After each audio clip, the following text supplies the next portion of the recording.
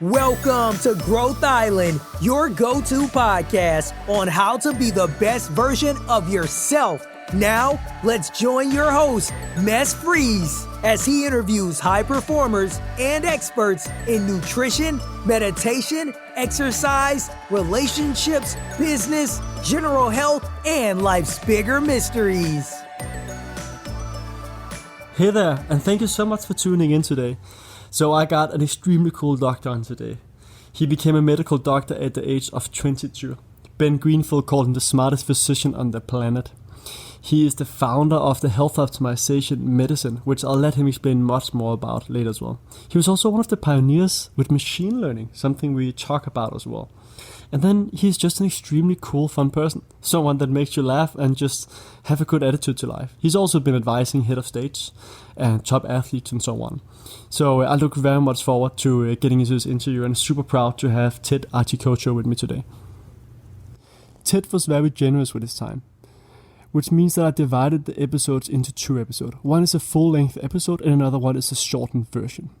Both of them are really cool. The shortened version, we look into nootropics, how you make sure that your body is really ready for nootropics, what health optimization medicine is. In the full length, we also touch upon machine learning and a lot of other cool experiences from Ted's life. So let's get started with the short version of Ted's interview.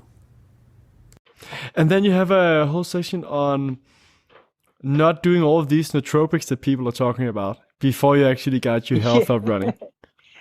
Yes, that's a major theme that I actually teach my students who are, doctors and practitioners from around the world, is that you cannot have any performance optimization unless you have health optimization, right? So that's fundamental, because a lot of people, just like and many gurus out there in health, are always teaching about performance optimization. Well, how can you have performance optimization when your basic cell isn't healthy? Now, let's take this to the brain, because I know that we've created quite a stir with our methylene blue product, right? Blue Cannatine, which has methylene blue, caffeine, CBD, and nicotine. But when I formulated that, I actually was making sure that before trying it on myself, that my neurons, or at least my neurotransmitters, were optimized. And how do I do that? You do that by metabolomics also. You check the metabolites. You see that there are several metabolites that you could test just from urine and correlated with your platelets, right? You can test for the metabolites of dopamine, which is responsible for your focus or for your reward. It's what's raised by cocaine. For example, when you take cocaine, dopamine rises by 400 times than usual. That's why you feel invincible. I've never tried it. I've never had the guts to try it. But and then there's of course serotonin, which is regarded by the people as their happy hormone. Remember, neurotransmitters are neurohormones. They are hormones in themselves. So serotonin is responsible for your sensory satisfaction, right? And then there is, of course, epinephrine, norepinephrine, which is responsible for your wakefulness and awareness. If you could see a focused athlete, for example, you could see that the epinephrine levels are actually it's at the right level, and the dopamine level is the right level. You could see that he's actually performing at the top of his game, because the brain has optimal levels of the neurotransmitters. You could also measure, for example, kynurenine, which is part of the inflammatory signal of the brain. Of course, there's there will be tests for GABA and so on and so forth. Interestingly, GABA is very important because many people don't have any sleep now. It's too bad that GHB is now illegal, right? That's because ever since it was branded as a date rape drug, it went away. But it's actually a downstream metabolite of GABA, and it puts you to sleep, right? That puts you to sleep. So interestingly, as the major inhibitory neurotransmitter of the brain, you Danes probably have a lot of it because you're very conservative. They found out that people who have a more conservative outlook have a lot more of GABA in the brain. So you're, and they actually measure this in people who are here. It was a test here in the States. So people who are voting Democratic or Republican. So those who are voting Republican tended to have more GABA in their brain, tended to sleep more sleep more better at night, despite the fact that the world is going to hell, and so on. Whereas the Democrats have very much less and more insomnia and so on. But it's a major break, right, in terms of thinking. And you would test that with a urine test, an organic acids test, or how would you test that? That's in the organic acids test, which correlated with the blood platelet. Yeah. It's all there. So once you see that you've adjusted that, then you can optimize now. Your neuron is now, your brain cells are now optimized, and when they're optimized like that, then you could actually ask now for performance.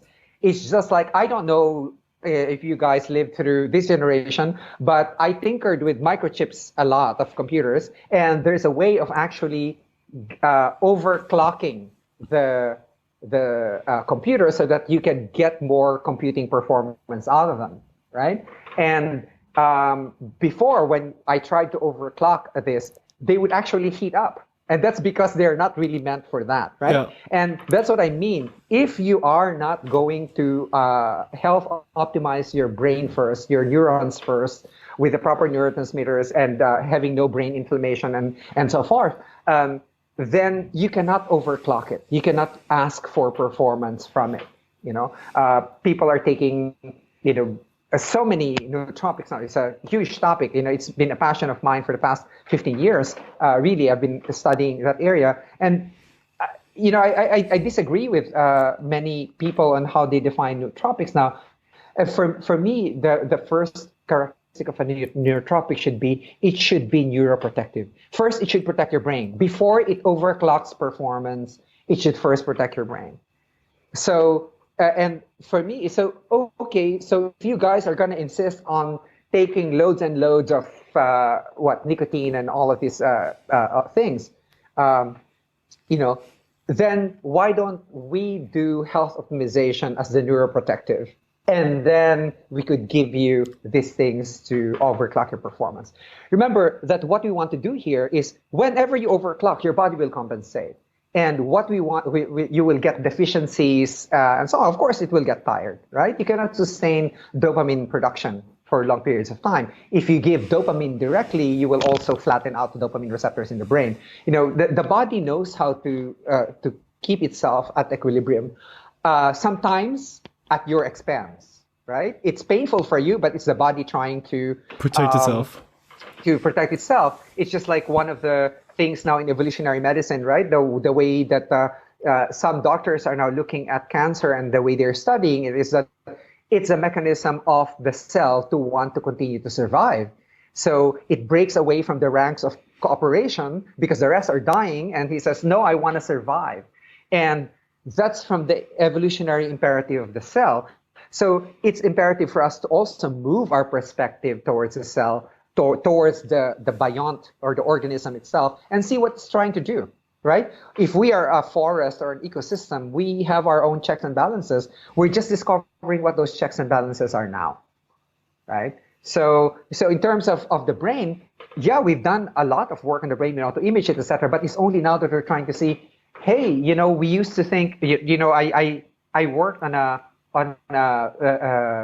very esoteric research because when I went to the lab, when I entered the lab in 1988, my mentor asked me, he said, is consciousness computable? And I said, yeah. And he says, is beauty computable? And I said, yeah. And he said, no, you get to choose only one problem.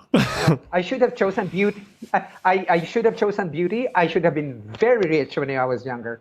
But I chose consciousness. And at the time, I belonged to the camp which is now being tested by quantum computing, that the consciousness is an emergent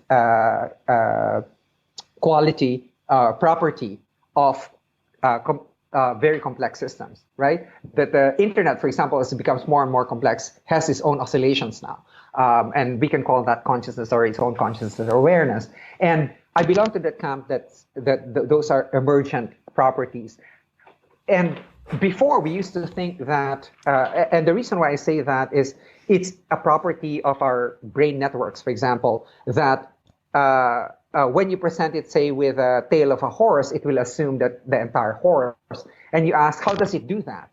You know, and it does that by instantaneous coalitions of all of these networks within us, which are momentary. You know, you cannot really see them. But if you take a look at an evolutionary perspective and how these things develop, you see that before it was 1 + 1 = 2. Then with increasing complexity, everything became 1 + 1 = 4 = 10, and so on. Because we ourselves as humans now do not understand how complex we are. But for the handles that we have, if we are able to get markers by which we can handle it and put ourselves to better health, and then overclock our performance while being able to return us into an optimal state right away, right? Then that would be better for us. What I tell my patients and my clients is this: my goal for you, I said, you can have your goals. My goal for you is to get you addicted to the feeling of wellness, right? So that when you get away from the feeling of wellness, say you ate a piece of cake, you will feel so rotten that you say, I'm never going to do that again, right? So, you always try to maintain that balance, right? And the balance will go back and forth, but you know what it feels. And there was a client who said, there are different kinds of clients, and for example, there's a client that goes, Dr. Ted, I've been under your care for a year now, and I haven't felt anything. And I go, okay, how many times have you, before me, how many times did you get sick in a year? Oh, about 6 times, colds and cough and infection and stuff. I said, what about this year? He's like, oh my God, I haven't had any illness yet. And I said, what I'm doing is kind of like that. It's a rear view mirror kind of thing. You're not looking forward. I said, let's look back at what happened to you. And I said, how many projects were you handling last year? I said, just 1. How many projects are you handling this year? 4. So yeah, you have much more energy to do things. I said, if you're not aware, because these things take time, if you're not aware, then you're seeing like, I have no effect. But for other people, who, especially men, they say, no, I don't need this because, I'm feeling okay. My wife just gotta push through. I'm tough. Yeah. No, and my wife just wants me to do this because I cannot perform anymore. But anyway, it's a strong motivator, right? The 2 big motivators are that and vanity. So one said 6 months later, he said, shit. I thought I already felt good. I didn't know that it was possible to feel this way. So there's that part. So the difficult part of the practice, Mads, is that it's experiential. Most of the doctors, when I started this 10 years ago, there are many doctors who were opposed to me and actually said nasty things about what I was doing. And then now, 10 years later, they have gotten old too. And they said, Ted, please, we're sorry now. We actually believe in what you're saying. I said, it's not a matter of belief. The science is there. Yeah. All I'm asking is for us to, aside from pathology, is to take a look at what makes us healthy. I introduced 3 terms, salutology, which is the study of health itself. But study of health itself is done in populations, right? Yeah. So again, we know that health is actually an individual thing. We cannot, but they provide a good baseline. For example, if you exercise X times a week, then you're probably likely to have better outcomes and so on and so forth. But my quarrel with that is when you put it to health optimization, say, I want to prevent heart disease, and I want to prevent Alzheimer's, and I want to prevent diabetes because my mother has it. And suddenly you're faced with the American Heart Association guidelines for prevention of heart disease, the diabetes guidelines for prevention of diabetes, you're faced with all of these guidelines, and what do you follow? So that's what happens when you do it via salutology. So yeah, it works well in vaccination and all of those kinds of issues where population is concerned. But when individual health is concerned, it's a good baseline, but it won't work, right? So the next term there is neotenology, and I love the term because neoteny is a concept of making something more young, or making something younger. And my favorite slide here when I lecture is that of Mickey Mouse. When he first came out in 1928, the snout was very long, right? It was an adult mouse. It was not lovable. In 1928 through the years, he's been made to look like an infant that's so cute, right? A high forehead, button nose, a receding chin, the snout was pushed towards the face, and very large eyes. It's like, all that it elicits all of these elements of nurture. Hey, humans are actually programmed to take care of their young. That's why the young look that way. But the process of neotenization that I mean is not in looks, but our metabolic networks. We make them younger to 21 to 30, right? So when you check them, they actually are at a younger age, and that's what I mean by neotenization. And what's something very concrete that you would do with a person? So you would test them either like a urine test or like some blood tests, and then you would analyze from those. Yes, I generally take 3 tests. One is 3 samples: is blood, urine, and stool. Yeah. And then they're tested for food sensitivity. IgG4 or IgG4. Yes. IgG4 food sensitivity testing, and then there's organic acids testing.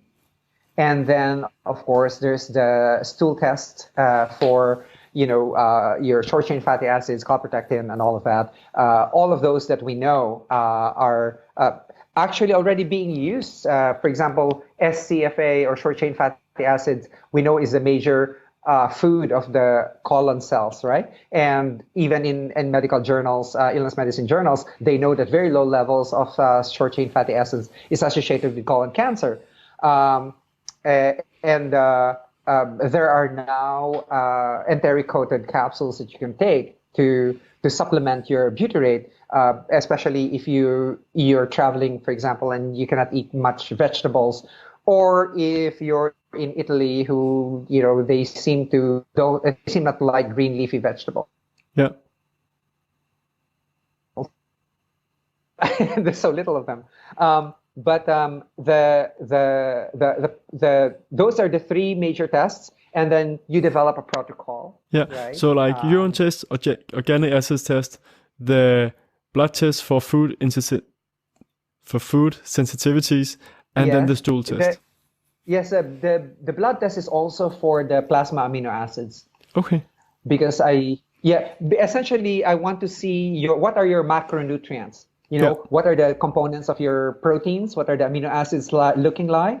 For example, if you're seeing like, hey, why is taurine very low? And in this patient, and you could, it's a sulfur-containing amino acid. Take a look at other sulfur-containing amino acids. Is there anything binding to the sulfur? And so on. So you could see why this is low. You could already see it way ahead of time. Yeah. There are already studies right now that show that taurine levels drop to very low levels right before a heart attack. This is now the clinical measure of it, but you're already seeing it way ahead of time. This is what's the beauty of it, is that it's a warning light. You're seeing it way ahead of time. You have months to actually do something about it, or at least 3 months to do something about the problem.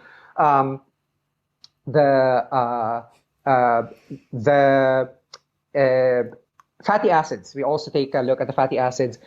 Many doctors now prescribe too much omega-3, and you see that the omega-3 are actually way off the charts. And omega-3 and omega-6 are in balance, so they actually upset the balance. Then omega-6 levels go down, right? As I said, the body has its own checks and balances. So I have now to supplement with omega-6 just so that the omega-3 levels will just come down back to regular levels. That omega-3s are good for you, but they're also very, very rapidly oxidized because they have more bonds that can be oxidized, right?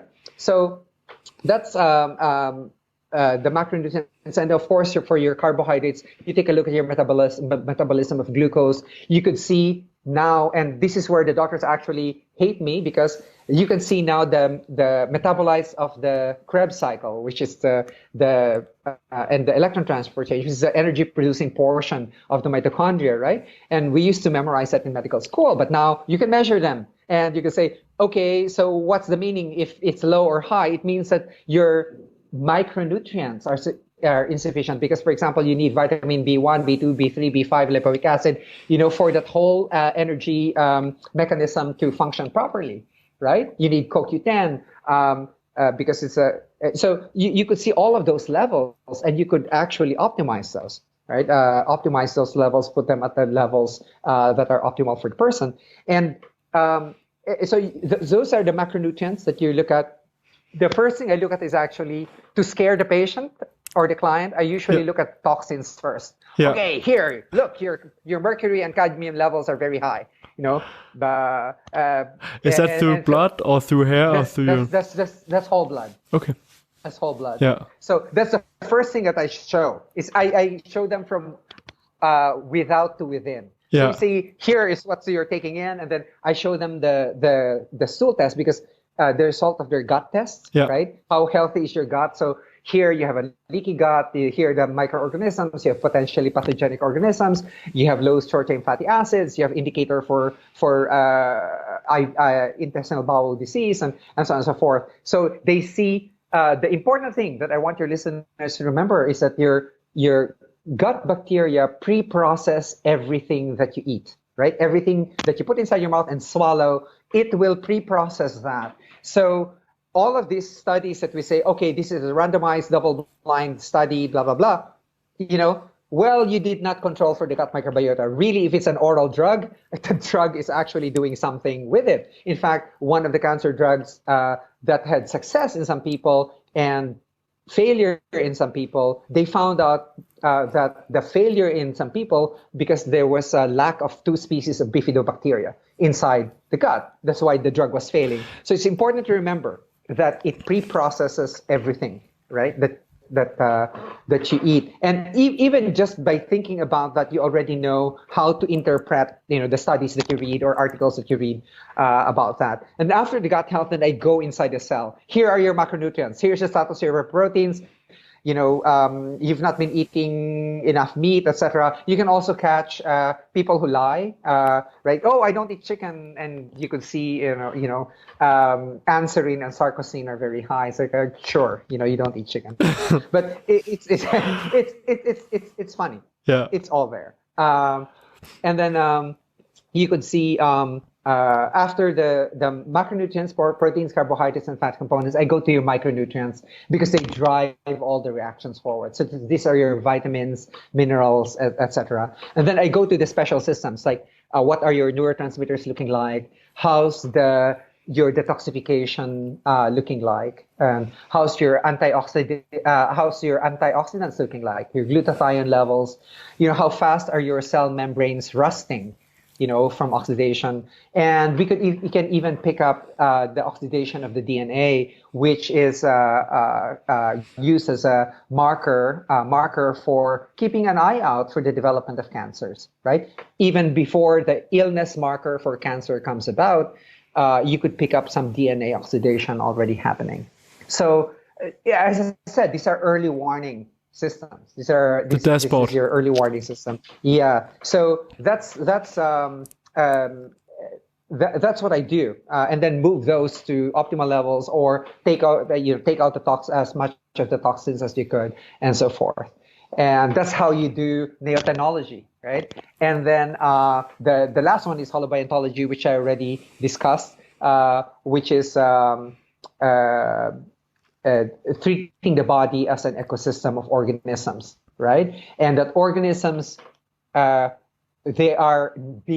beneath our consciousness or under our consciousness. They are talking. We don't know what they're talking about. So talking about us. So, yeah. So we better be kind to them. Yeah. So they keep our ecosystems intact, right? They keep, otherwise they'll destroy it, and you have accelerated aging, diseases, and death. So that's the whole point. That's what I call, with the complex term, salu, neoteno, holobiology, or SNH for short. And I said, if you cannot remember that, just remember smarter, not harder-ology. So that's a better one. Smart, Yeah. You don't have to. This is being smart. You don't have to work hard for your health. It's just like the same advice. You don't have to lift heavier weights. You just have to be smarter with the way you work out. Yeah. Right? So you mentioned the IgG4 food sensitivity test. I got that done as well for my functional doctor here in Denmark. And I'm happy with it, but I also heard a lot of critique on it. So what do you think the people that are critiquing the test have misunderstood? I think people who are critiquing the test haven't really used it in the clinics. Yeah. So that's my main critique, because I've been using it for 10 years, right? And people who are saying, well, it doesn't work, etc. Yeah, but do you practice?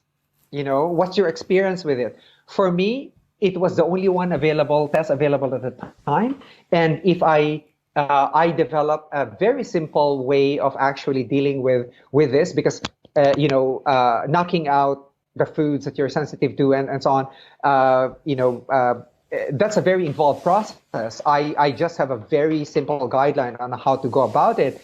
And essentially all of my clients and patients have gotten better by just eliminating things that are in there and then reintroducing them, at a general time, and how soon after? What I do is I make them eliminate everything, even the slight, for 6 months. 6 months. 6 months, yes. And after that, even if, for example, even if you haven't gotten the sensitivity test, if you just humor me, remove all, I know it's going to be difficult, but remove all milk and milk products and all grain and grain products from your diet for 6 months. You will already feel better, right? It's up to you if you want to return, but just do that simple experiment. Or what the heck, just give me 2 weeks or 4 weeks, just do that and see how you feel. Yeah. Because the inflammation generally goes down. We're actually a weird species. I like saying this. We're a weird species. We actually like drinking the milk of other species, right? Yeah. And grain and grain products, of course, are notorious because we have to feed a huge population. We did it by grain, and that's just by necessity. But what's by necessity is not necessarily what's optimal for you, right? It's just like the guidelines for nutrition will say the recommended dietary allowance is this. It's NRDA. That's a survival value, right? That's not an optimal value. It just allows you to survive. Yeah. Right? So there's a difference between optimization and just trying to survive, right? And people ask me all the time, Dr. Ted, what's a high quality life for you? On its most fundamental basis, a high quality life is a life without pain, right? When you wake up in the morning, you feel no physical pain, there's nothing in there. But then we expand that, a life with no emotional pain and a life with no mental anguish. So it goes on that way. And then we're in the definition of fitness, right? What you ask is now not are you healthy, but are you fit for something? Are you emotionally fit to deal with the grief, not emotionally healthy? Are you mentally fit to stand trial? Are you sexually fit to have sex? You're not sexually healthy, you need to be sexually fit, right? That's why health optimization comes first before performance optimization. And when you relate that to sex, it's just like you have to learn to do vanilla first before you can become a porn star. Right? Yeah. So that's a quote for the podcast. that's definitely gonna get people to be okay. I gotta hear this. A doctor telling me vanilla sex porn star. Yeah. But good. Yeah, that's I agree on the yeah. point. So that's essentially the thing that I to your question about, when people say, yeah, there's even a question about, the DNA oxidation, whether or not that's related to cancer, etc. What the fuck? You see, it's getting oxidized. Just keep an eye out for the cancer markers, right? And if you're not practicing, just shut the fuck up. Read the literature. Say, well, I read in this literature that this, and this, these are not good markers. But have you tried it on someone? Have you tried taking care of someone and actually doing it? If you haven't, then just say, well, we're aware of it. Right? I'm aware of all of those criticisms, really, seriously. But if it's working for your clients or your patients, because there's no what you ask them, what other marker would you use, and they can't recommend anything. No. Right? And that's the whole thing that's irritating about it. They criticize the marker that you use, that metabolic marker that you're using, and then they have no substitute for it. And then they have no experience with the current marker that you're using. It's just like, right? Yeah.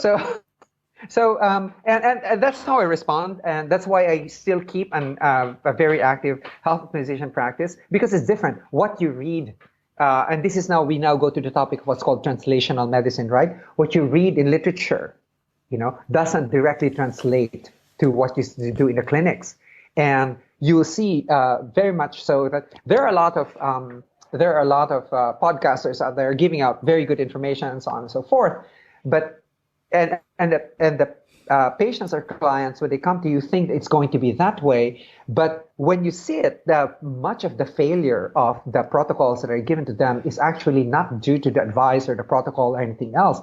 It's because of the person's behavior. Most people are poorly compliant, right? Yes. Because the protocol can be a little bit complex, up to 80% of the initial part, if you don't push them or goad them, or they don't have any motivation, they will not take their supplements.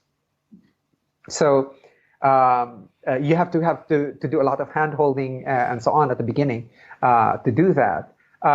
It's a good thing that a lot of patients and clients are actually well informed, but actually not them who's asking about the validity of your tests.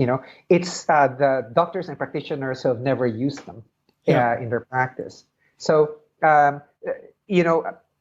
for me, it's like if they're using some fancy new test and so on and so forth, they don't need to justify it to me, because I trust that they're experts in their field, right? In the same way that and of course they have experience with it. So it's the same way. It's just like, and this is just like any practice, right? It's just like any practice. So I'm pushing for it to become actually a medical specialty in and of itself, so that we're not just stuck with repair all the time. We can be doing maintenance. And that would be amazing to get this more accepted. Yes, and I love the fact that we've gone global. We met you in London. Exactly. And I talked to Scott, who is in Silicon Valley, and I'm going to talk to Roland as well, who's in Canada. So this is really exciting. My wonderful students. Yeah. Yes, and you've talked to Boomer also, right? Yeah. Or you've listened to, and he wants to introduce it to Europe. Yeah. And we have also someone who wants to introduce it in who we've met, to introduce it to Australia. As I said before, I did my calculus. There will be more health optimization practitioners than there will be doctors, because the health optimization practitioners, they are more passionate about the health of their clients. Right? I call them clients because they're not sick. Right? They're more passionate. And there's more of them. Yeah. Doctors, we have the mental shackles. We have this prison by which we were educated, and it's hard to get out of the prison. Even if the prison door is open, we choose to stay inside that prison cell because it's a perspective that we're used to. Honestly, Mads, it took me 3 years to get out from this perspective. I had to trip so many times, like, oh my God, I'm looking at this as a disease again. I'm not looking at it as a whole person that's networked. And now with an ecosystem point of view or a holobiont point of view, it's easier. If you stop looking at the person with eyes, nose, mouth, etc., and just look at them as an ecosystem of cells, it's easier to get them healthy. Yeah. Right? It's it's the wrong level of looking at it if you have to maintain health. If you're going to do disease, yeah, you take a look at the level of the heart, the lungs, and so on and so forth.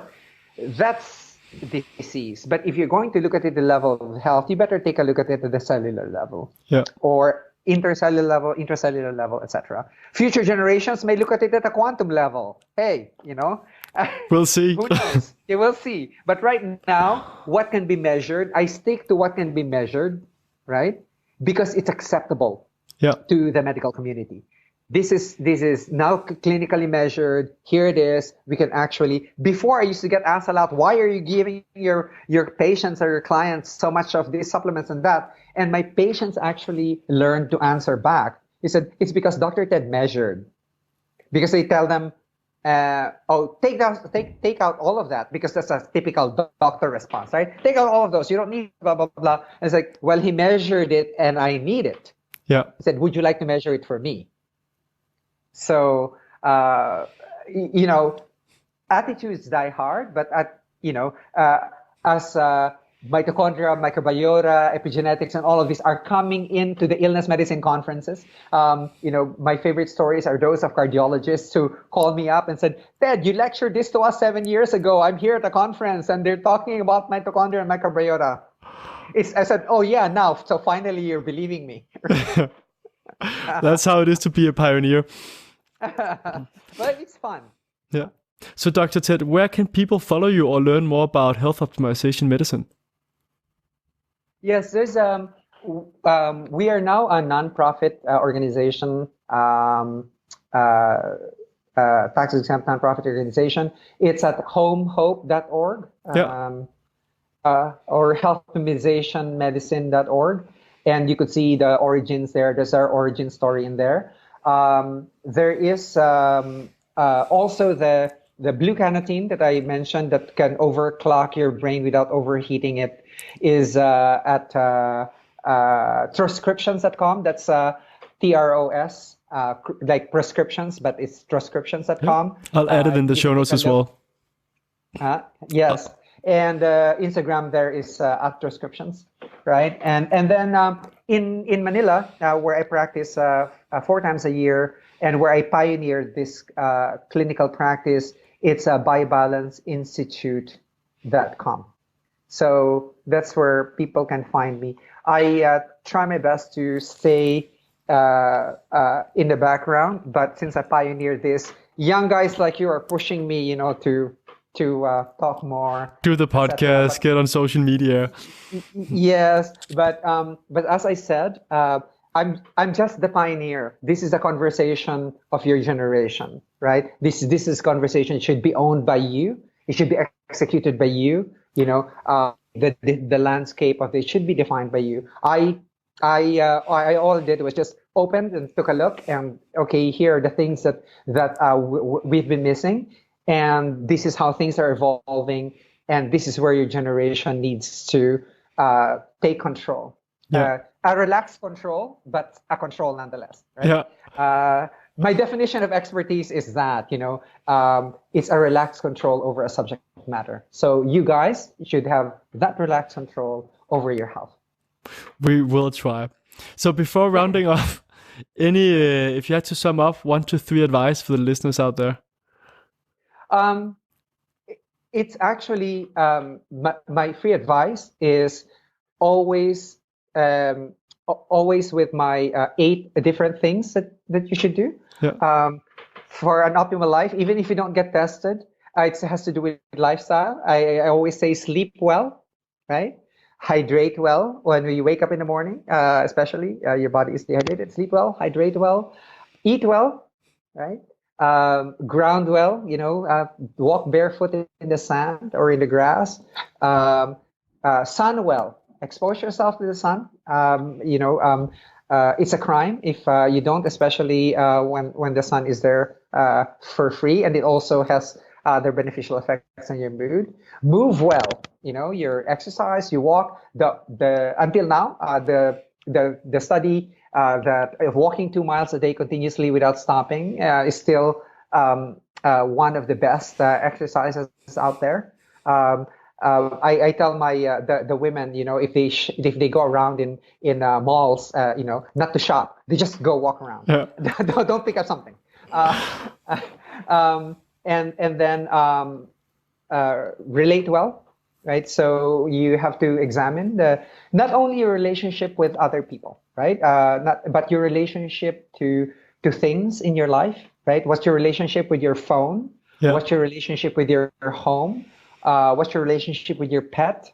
What's your relationship to the events that are coming up?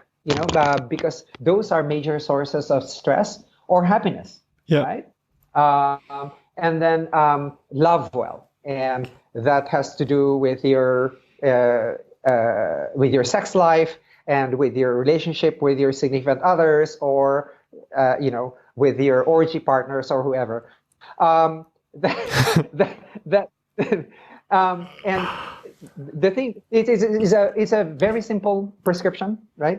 Very simple prescription. It has everything to your lifestyle. So the one thing I'd like to say is that sleep is very important. So make it in your schedule, make it the number one in your schedule. So begin your day with the time that you sleep so that you don't skimp on it.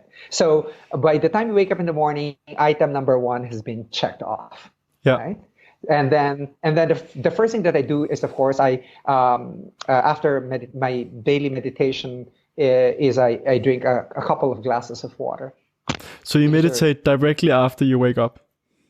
Yes, I meditate directly after we wake up. Yeah. It's a gratitude meditation, and what I call I am insignificant meditation, where I imagine the Big Bang, going, from nothingness to Big Bang to the evolution of the universe and the galaxy, and then the Earth, and then the solar system, the Earth, and then there's me, and then I go, what's my problem again? I actually don't have any. Because you feel so insignificant. Even when you travel, you go to an old place, right? You see this granite that has withstood there for 1,500 years, etc. They're still there, and the people who built it are gone. So just in relation to your problem, oh my God, my neighbor has broken my fence. It's like, dude, that granite wall is still up there. Yeah. And so how insignificant you are, and your what your problems really are, and then gratitude, for everything, that you're alive for another day, for Christ's sake. It's amazing. I write a gratitude journal every night before I go to bed. Yeah, and then I practice 16 hours of fasting. So I just have a black coffee, and I work in the morning. And then I have my first meal at noon. The fattiest meal is at noon. The high fiber carbohydrate meal is at about 4 o'clock in the afternoon, and my proteinaceous dinner is at around 7:30 p.m. So that's an 8-hour time span. Yeah. And then to cheat, since it's winter here, although I'm going to Asia on Friday. I have a vitamin D lamp where I expose myself. It's the only place where I really expose myself. Yeah. As I have a vitamin lamp, sun well. I do have a beach place where I go to. I take off my shoes and walk in the sand in the weekends. But I also have a grounding mat in the place where I work. Where you could put and ground yourself. I have a red light going at the back. I didn't buy this. I made this myself. So if you're handy, you could actually just get the specs, and you could do these things yourself. So everything is incorporated in your lifestyle. You don't necessarily have to have anything expensive. Yeah. Even if you can get things checked, etc. You let your day flow, according to those, and then the last advice is have to get rid of your toxic relationships. If it happens to be your boss, you better become the boss, or you get out of your work. Yeah. So that's my advice. It's very simple. Perfect. Dr. Ted, thank you so much for your time. Really appreciate it. Oh, thank you for having me, Mads. It's always a pleasure to talk to you.